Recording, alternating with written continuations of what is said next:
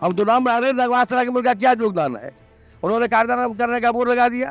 लोगों की पीछे परसेप्शन है कि आप दोनों के संबंध में विच्छेद है, लेकिन आप सामने में रहते हैं तो आप दोनों का संबंध मधुर रहता है। मैं कहता हूँ जिस उद्घाटन शिलान्यास में सरकार के गाइडलाइन का अनुपालन हो, मैं उसके साथ हूँ।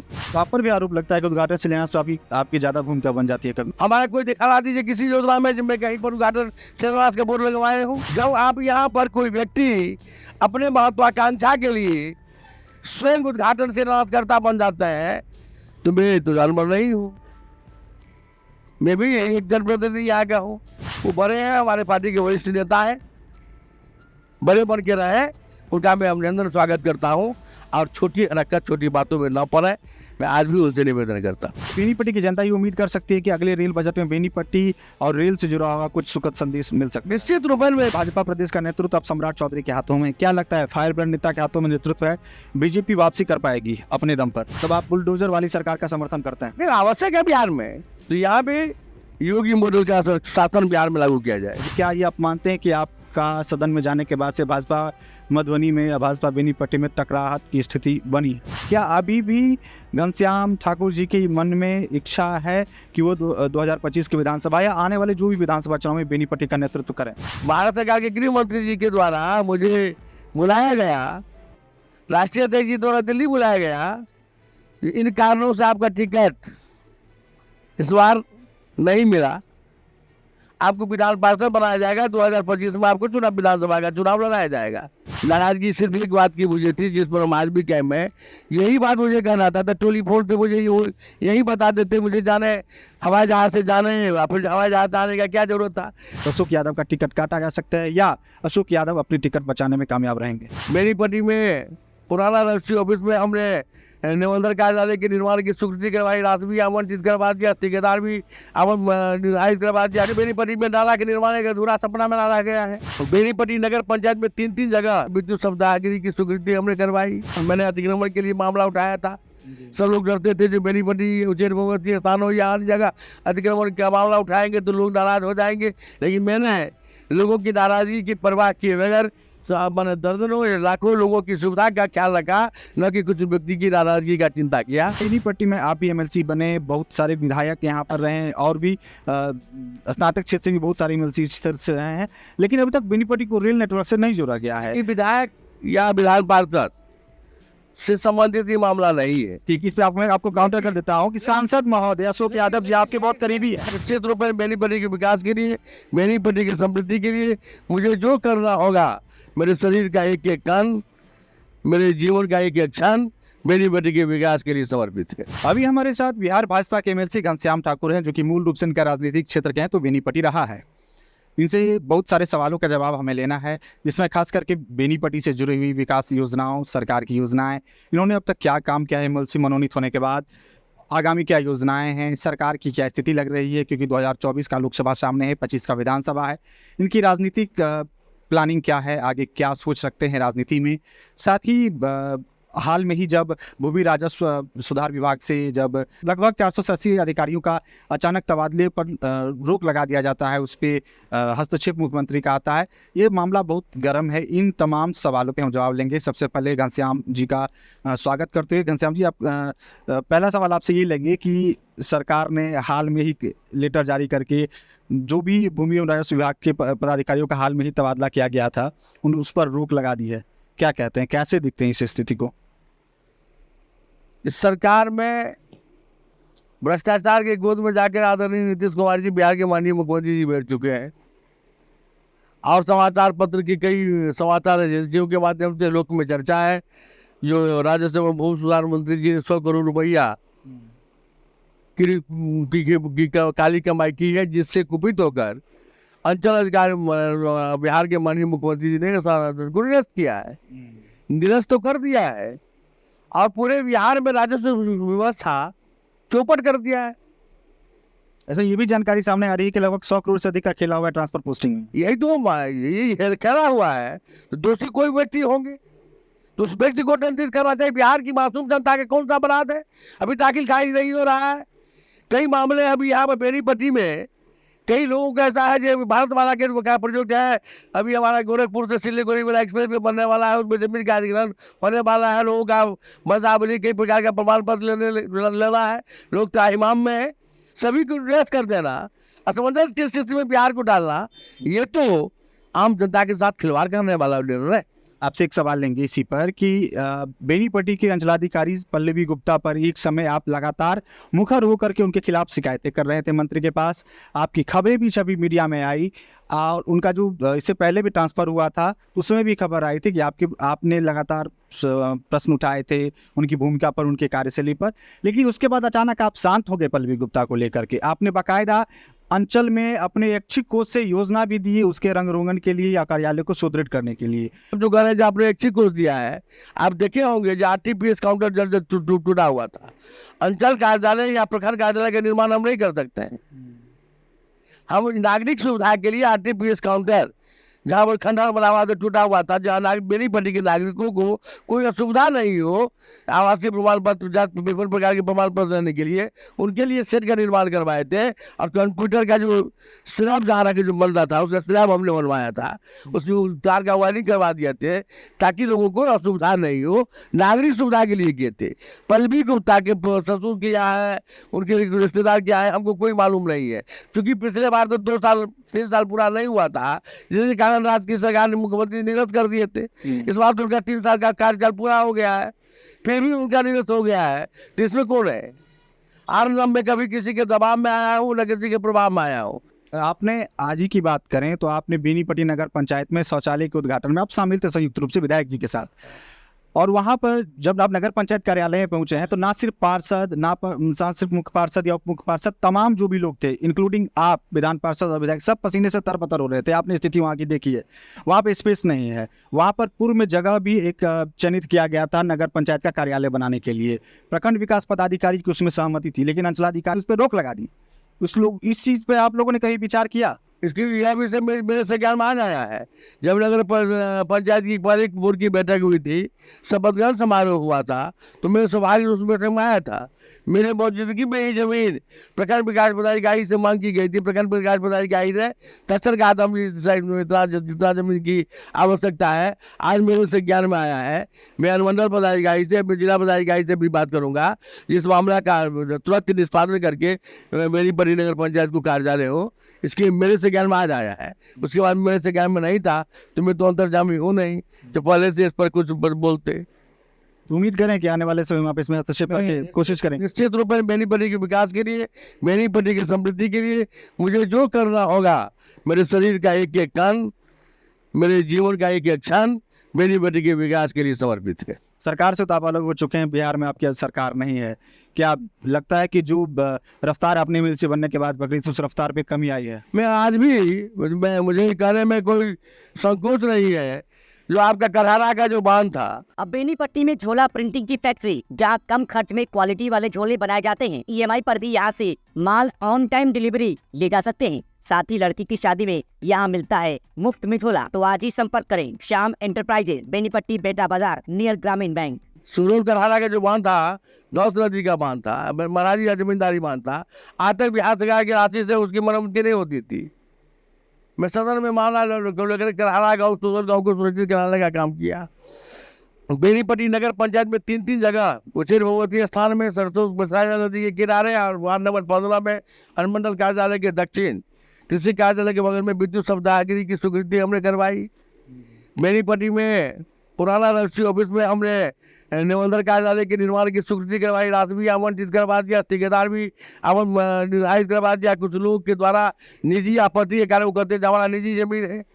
जब से हम कुछ लोगों का जन्म हुआ था तब से वो निबंधन कार्यालय है कि उस जमीन से कितने लोगों की जमीन की निबंधन हुआ है, फिर भी कुछ लोग अनावश्यक विकास विरोधी है बेनीपट्टी के। और दूसरी बात, मैं बेनीपट्टी लीलाधर उच्च विद्यालय का प्रबंध समिति का अध्यक्ष हूँ, लेकिन आज मुझे इस बात का कहने का सौभाग्य है, गौरव की अनुभूतियाँ होती है जो बेनीपट्टी हाई स्कूल के सभी बाउंड्री को मैंने गेट सहित और आगे में जो गड्ढा था उसको भरवा कर अपने ऐच्छिक कोष से और विद्यालय के फंड से मैंने मिला करके आज विद्यालय के स्वरूप को मैंने परिवर्तित करने का छोटा प्रयास किया।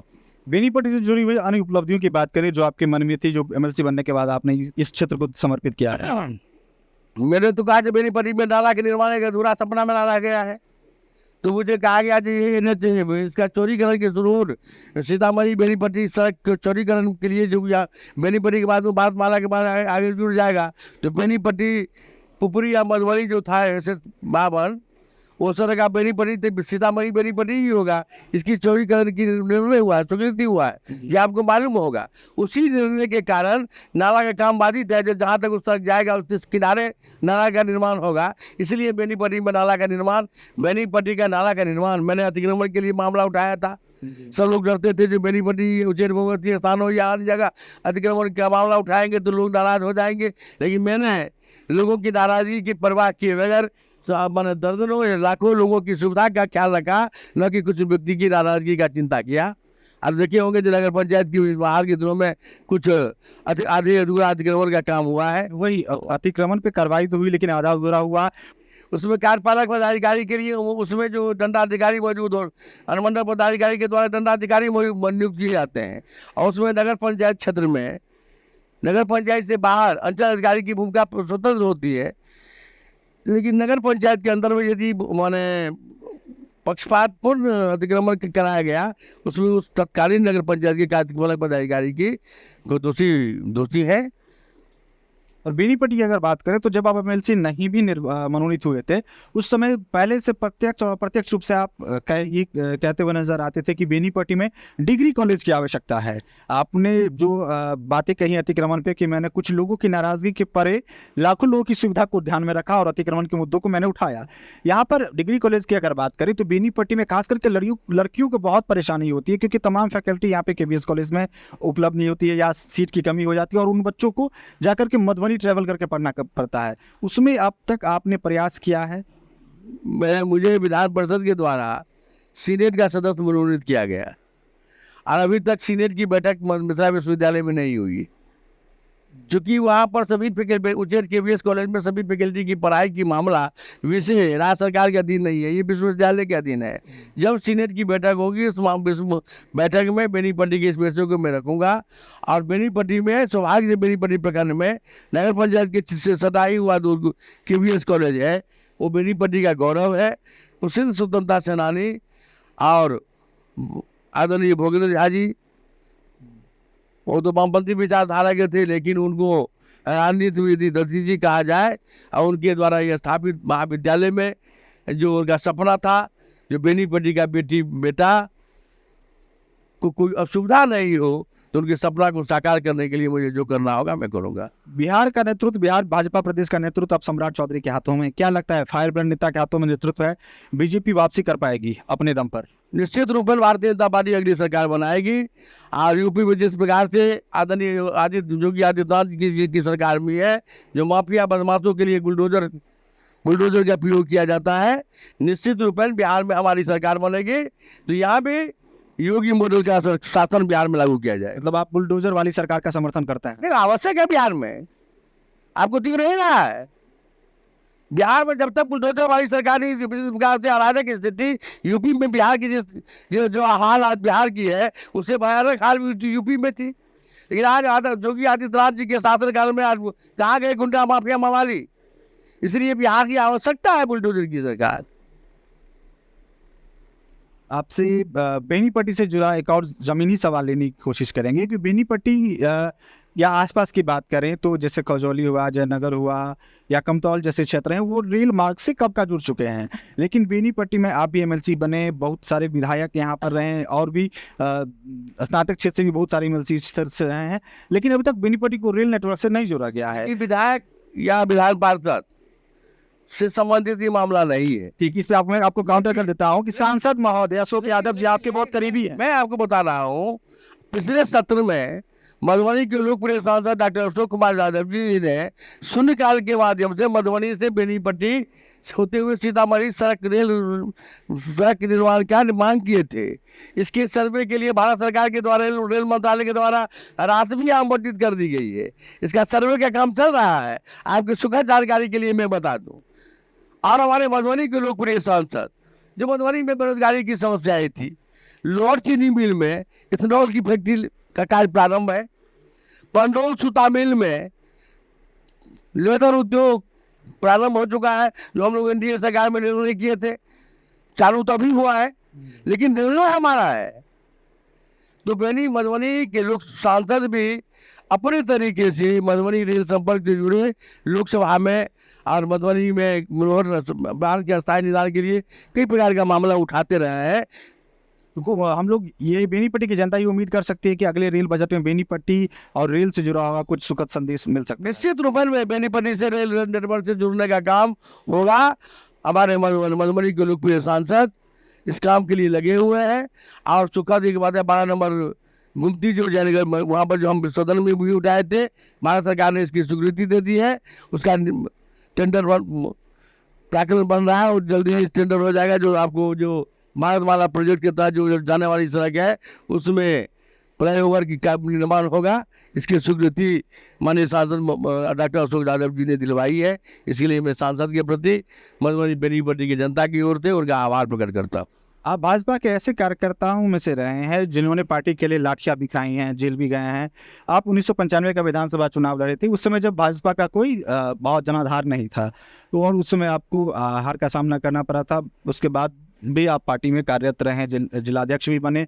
2020 के विधानसभा चुनाव में आपकी बहुत सारी कवायदें हुई जिसमें आपने विधानसभा की टिकट लेने की कोशिश की, आपको टिकट नहीं मिला, भाजपा ने आपको उसके बाद एमएलसी बनाया। क्या अभी भी घनश्याम ठाकुर जी के मन में इच्छा है कि वो 2025 के विधानसभा या आने वाले जो भी विधानसभा चुनाव में बेनीपट्टी का नेतृत्व करें? मैं 95 में भी चुनाव लड़ा था, तो मैं अपनी इच्छा से चुनाव नहीं लड़ा, पार्टी ने मुझे चुनाव लड़ाया था। 2000 में मेरी जल चर्चा हुई थी, तो पार्टी ने निर्णय किया था जो आपको जिला अध्यक्ष नहीं डाल रहा है, आपको बेनीपट्टी से चुनाव लड़ना था। ये पार्टी का निर्णय था। फिर पार्टी ने मुझे विषम परिस्थिति में भारत सरकार के गृह मंत्री जी के द्वारा मुझे बुलाया गया, राष्ट्रीय अध्यक्ष जी द्वारा दिल्ली बुलाया गया। इन कारणों से आपका टिकट इस बार नहीं मिला, आपको विधान पार्षद बनाया जाएगा, 2025 में आपको विधानसभा का चुनाव लड़ाया जाएगा, ऐसा मुझे बताया गया था।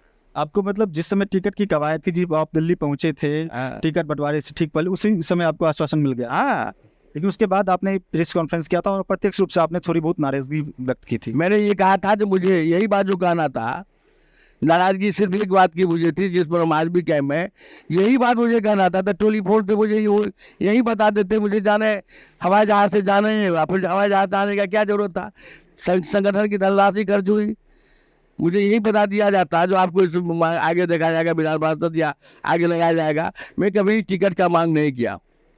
और पार्टी जब मुझे जिस भूमिका में रखेगी, मैं अपनी इच्छा से, मैं बेनीपट्टी का बेटा हूँ। 95 में मुझे चुनाव लड़ाया गया, चुनाव लड़ने का भूख मुझे पार्टी ने जगाया और पुनः 2000 में चुनाव लड़ने का निर्देश पार्टी ने मुझे 2020 में पार्टी ने ही दिया था। तो भूख जगाने का काम पार्टी ने ही किया था। तो मैं तो भूखा हूँ। भूख मिटेगा 2025 में। पार्टी इस प्रकार का, पार्टी हर कार्यकर्ता की भावना का की योजना लेके चलती है। मुझे उम्मीद है कि पार्टी अपनी योजना के मुताबिक जो उचित निर्णय होगा वो करेगी। आपसे एक और सवाल लेना चाहेंगे कि आपके जिलाध्यक्ष बनने के बाद जब आप सदन में गए, सदस्य बने सदन का, तो खेमेबाजी भी बेनीपट्टी में बीजेपी में देखने के लिए मिली है। एक परसेप्शन है, बेनीपट्टी क्षेत्र की बात करें या मधुबनी की बात करें तो बहुत सारे बीजेपी के नेता गुट बना करके चलते हैं। उसमें आप इस चीज़ को कहाँ तक सही मानते हैं, और क्या ये आप मानते हैं कि आपका सदन में जाने के बाद से भाजपा मधुबनी में या भाजपा बेनीपट्टी में टकराहट की स्थिति बनी है? नहीं, ऐसा तो आप तो देखे होंगे। नगर पंचायत के 140 उद्घाटन समारोह में हम सभी लोग एक साथ थे। वही चीज़ तो मैंने जब विनोद नारायण जब विधायक बेनीपट्टी विधानसभा क्षेत्र से जब इंटरव्यू किया था तो उनसे ही मैंने सवाल किया था कि मार्केट में और लोगों की बीच ये परसेप्शन है कि आप दोनों के संबंध में विच्छेद है, लेकिन आप सामने में रहते हैं तो आप दोनों का संबंध मधुर रहता है। नहीं, आप जब देखे होंगे जब बेनीपट्टी में सर्किट हाउस का शुभारंभ था, उस समय में प्रोटोकॉल का उल्लंघन हुआ था। पूर्व विधायक भावना झा का पारे नाम था, माननीय विधायक विनोद नारायण झा जी का नाम नहीं था। मैंने उस समय विनोद नारायण झा वहाँ नहीं थे। मैंने उस समय में भी विभागीय मंत्री को रूल नियम का हवाला देने के कहा था। और मैं, चाहे हमारे पार्टी के लोग हों चाहे गैर पार्टी के लोग हों, मैं कहता हूँ जिस उद्घाटन शिलान्यास में सरकार के गाइडलाइन का अनुपालन हो, मैं उसके साथ हूँ। उसका उल्लंघन जो करेंगे तो आप पर भी आरोप लगता है कि उद्घाटन शिलान्यास तो आपकी ज़्यादा भूमिका बन जाती है कभी। मेरा उद्घाटन भूमिका शिलान्यास में मेरी भूमिका कहाँ हो जाती है? ग्रामीण कार्य विभाग में बिहार सरकार का गाइडलाइन है, या बिहार सरकार के संचालित सभी योजनाओं में सरकार का ही गाइडलाइन है, जो विभागीय मंत्री की अध्यक्षता में सभी योजना का उद्घाटन शिलान्यास माननीय मुख्यमंत्री करेंगे। संबंधित क्षेत्र के विधायक, विधान पार्षद, सांसद की गरिमामयी उपस्थिति होगी। जब आप यहाँ पर कोई व्यक्ति अपने महत्वाकांक्षा के लिए स्वयं उद्घाटन शिलान्यासकर्ता बन जाता है, तो मैं तो जानवर नहीं हूँ, मैं भी एक जनप्रतिनिधि यहाँ का हूँ। मैं तो आगे ऐसा नहीं किया हूँ, जिन लोगों ने ऐसा किया है उनके द्वारा ही हम तो नाम रहे नगवास सराय के का क्या योगदान है। उन्होंने कार्यक्रम करने का बोर्ड लगा दिया। हमारा कोई दिखा दीजिए किसी योजना में जिनमें कहीं पर उद्घाटन शिलान्यास का बोर्ड लगवाए हो। फिर भी वो बड़े हैं, हमारे पार्टी के वरिष्ठ नेता हैं, बड़े बन के रहे, उनका मैं अभिनंदन स्वागत करता हूं। और छोटी हरकत, छोटी बातों में न पड़े, मैं आज भी उनसे निवेदन करता हूं। 2025 विधानसभा से पहले 2024 का लोकसभा चुनाव सामने है। मधुबनी से सांसद अशोक यादव जी, जो कि बहुत अच्छे खासे मार्जिन और सबसे अधिक मार्जिन से जीतने वाले बिहार के सांसद रहे थे, तो आपसे एक सवाल लेना चाहेंगे कि बीजेपी में कभी कभी ये देखा जाता है कि अक्सर देखा जाता है कि अप्रत्याशित उम्मीदवार सामने आ जाते हैं। तो क्या 2024 के लोकसभा चुनाव में बहुत सारे ऐसे भी बीजेपी के दावेदार हैं मधुबनी से, जो खुद को इस तरह प्रमोट कर रहे हैं कि वो लोकसभा चुनाव लड़ने की इच्छा रखते हैं या पार्टी उन पर भरोसा जता सकती है? क्या आपको लगता है कि अशोक यादव जी की अपेक्षाकृत बाकी कोई नेता इस भूमिका में आगे बढ़ रहे हैं और अशोक यादव का टिकट काटा जा सकता है, या अशोक यादव अपनी टिकट बचाने में कामयाब रहेंगे? देखिए, दावेदारी करना कोई बुरी बात नहीं है। भारतीय जनता पार्टी के मधुबनी जिला में करीब 25,000 से ऊपर सक्रिय सदस्य, और जो सक्रिय सदस्य होता है भाजपा का, वो सभी विधानसभा लोकसभा चुनाव लड़ने की योग्यता दक्षता रखता है। योग्यता दक्षता रखना अलग बात है। पार्टी का हमारा कोर कमेटी है, पार्टी का हमारा संसदीय बोर्ड है। ये निर्णय हमारे बिहार के संसदीय बोर्ड, केंद्रीय संसदीय बोर्ड निर्णय करता है। और अभी सभी सांसदों का, सभी विधायकों का, सभी विधान पार्षदों का कार्यों का मूल्यांकन करने के लिए भारतीय जनता पार्टी अपना एजेंसी रखी हुई है। पार्टी का आंतरिक प्रत्यक्ष रूप से गतिविधि देखते हैं। मुझे अभी ऐसी कोई संभावना नहीं दिख रही है मेरी मधुबनी विधानसभा लोकसभा से। जो भी लोग डॉक्टर अशोक कुमार यादव जी का, जो मधुबनी लोकसभा का जो राजनीतिक बनावट है, राजनीतिक क्षेत्र है, इसका जो पृष्ठभूमि है, इसमें डॉक्टर अशोक कुमार यादव जी को अभी यदि बदले जाएंगे तो किसी पिछड़े को ही टिकट मिलेगा। दूसरे समाज की बात लोग यदि बात करते हैं तो वो संभव दिखता है। तो ये हमारे साथ बिहार भाजपा के एमएलसी घनश्याम ठाकुर जी थे, जिन्होंने बेनीपट्टी के स्थानीय मुद्दों सहित बिहार भाजपा की वर्तमान गतिविधियां और आगामी 2024 के लोकसभा और 2025 के विधानसभा चुनाव से जुड़ी हुई तमाम सवालों का जवाब दिया है। इनसे हमने 2025 विधानसभा में राजनीतिक इच्छा को लेकर के भी पूछा है कि क्या विधानसभा में वो प्रतिनिधित्व करने की इच्छा रखते हैं, तो उस पर उन्होंने भी सधा हुआ जवाब दिया है। तो फिलहाल इस वक्त का ही आप देखते रहें BNN न्यूज़। धन्यवाद।